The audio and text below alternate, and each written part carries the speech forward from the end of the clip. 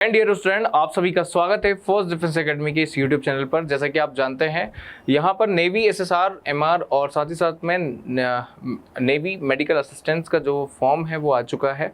और साथ ही साथ बच्चों, आपकी 16 अप्रैल इसकी लास्ट डेट है। जो विद्यार्थी पीसीएम और पीसीबी सब्जेक्ट से बिलोंग करता है तो वो अपना फॉर्म भर सकता है। साथ ही साथ में जो विद्यार्थी आपका नॉन पीसीएम नॉन पीसीबी है, मतलब आपका फिजिक्स केमिस्ट्री और बायोलॉजी और फिजिक्स केमिस्ट्री मैथमेटिक्स से ना होते हुए आर्ट्स और कॉमर्स से है, तो वो एमआर का फॉर्म फिलअप कर सकता है। तो ऐसे में यहाँ पर इस एग्जाम की तैयारी को मजबूत करने के लिए फोर्स डिफेंस एकेडमी अपने एक प्रैक्टिस सेट के थ्रू जो है आपको सभी क्वेश्चन सॉल्व करवाने वाली है, चाहे जीके जीएस हो, साइंस हो, रीजनिंग हो या आपके इंग्लिश या मैथमेटिक्स हो।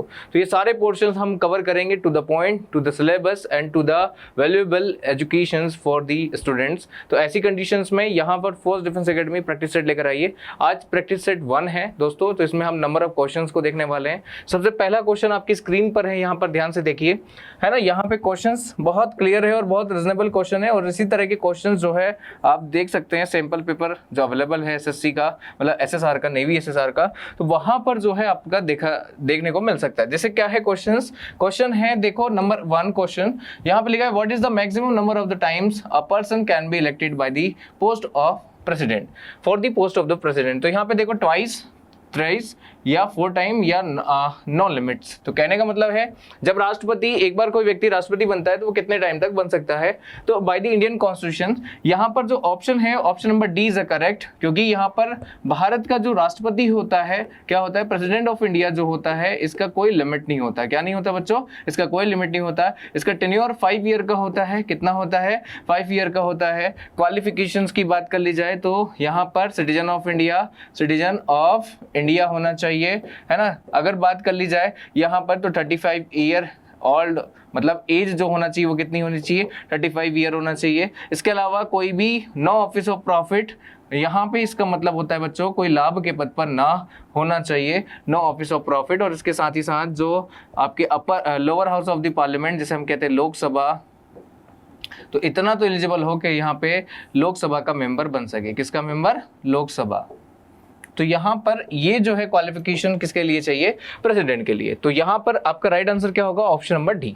नाउ नेक्स्ट अगला क्वेश्चन है, यूनिसेफ का हेडक्वार्टर कहाँ है? यूनिसेफ जो होता है बच्चों, ये united nation children's emergency fund है, जो कि चिल्ड्रंस के लिए, यानी बच्चों के लिए आपके आकस्मिक जो है कोष बनाया गया है। अगर बात की जाए तो इसका मुख्यालय कहाँ है? तो जिनेवा में, न्यूयॉर्क में या पेरिस में या रोम में। तो देखो जल्दी से इसका आंसर क्या होगा।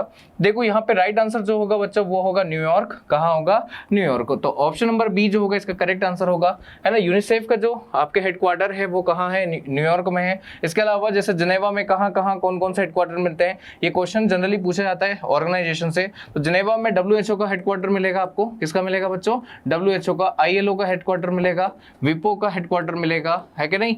ये सब का हेडक्वार्टर आपको कहाँ देखने को मिलेगा? जिनेवा मिलेगा। पेरिस किसका मिलेगा? तो पेरिस मिलेगा यूनेस्को का।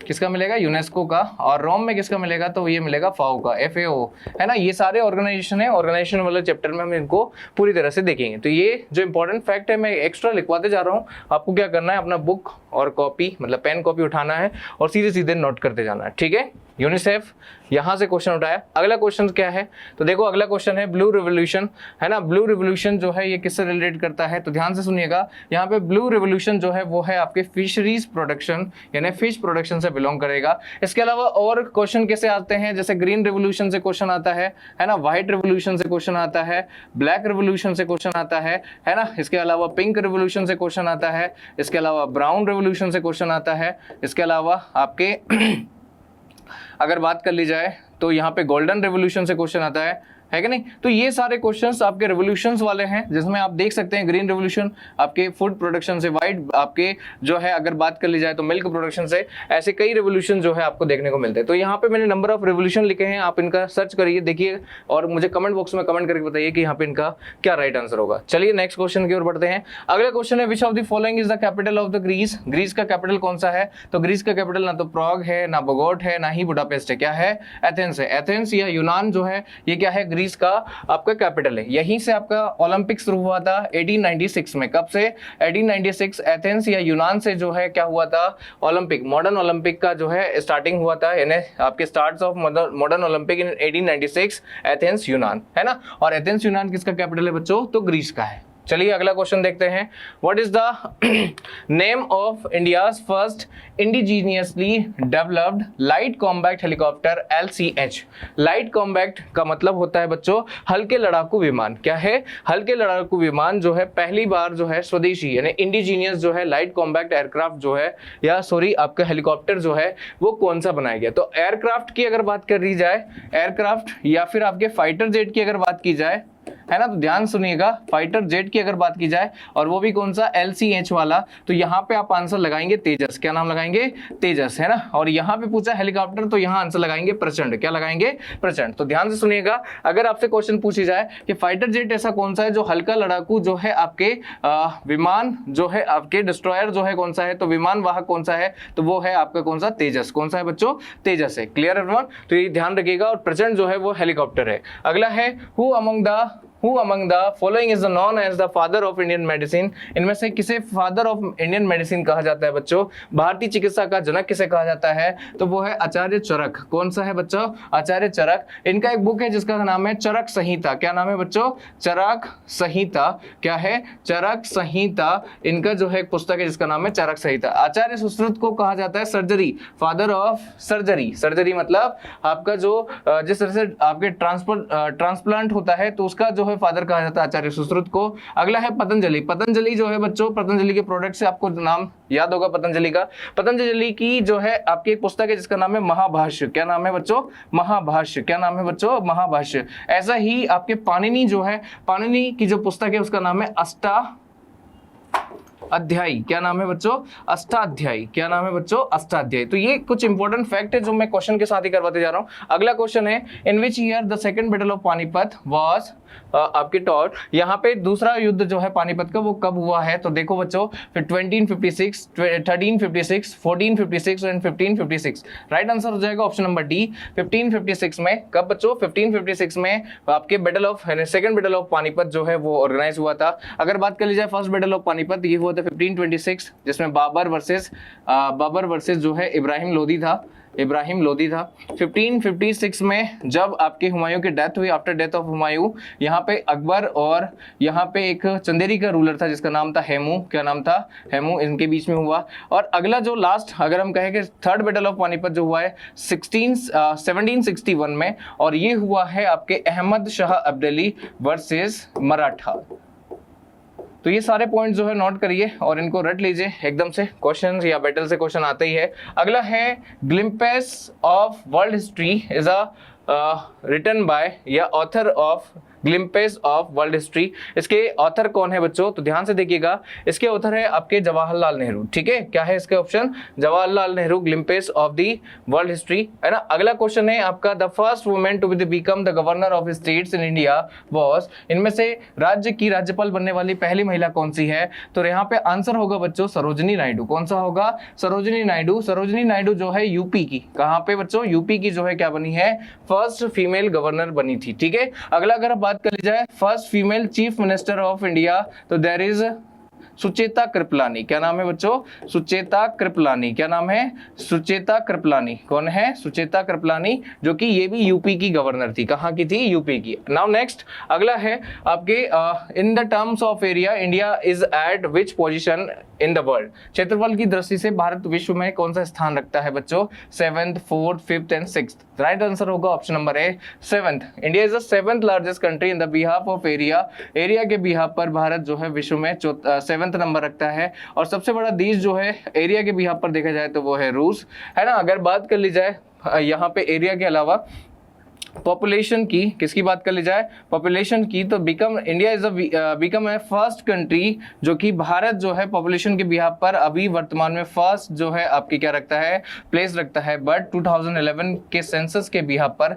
हमारा जो वर्ल्ड में रैंक है वो है 2nd। ठीक है ना। इसके पहले चाइना था, लेकिन अब हम बढ़ चुके हैं काफी ज्यादा। अगला है who is known as Indian Bismarck, Bharat का बिस्मार्क किसे कहा जाता है बच्चों? सरदार वल्लभ भाई पटेल, नेहरू को, राजा जी को या आपके कामराज को? तो यहाँ पे राइट आंसर होगा ऑप्शन नंबर ए, सरदार वल्लभ भाई पटेल को क्या कहा जाता है? भारत का बिस्मार्क। इन्हें यूनिटी मैन कहा जाता है, यूनिटी मैन कहा जाता है, इन्हें आयरन मैन कहा जाता है। क्या कहा जाता है बच्चों? आयरन मैन कहा जाता है। इन्हें सरदार कहा जाता है। क्या कहा जाता है?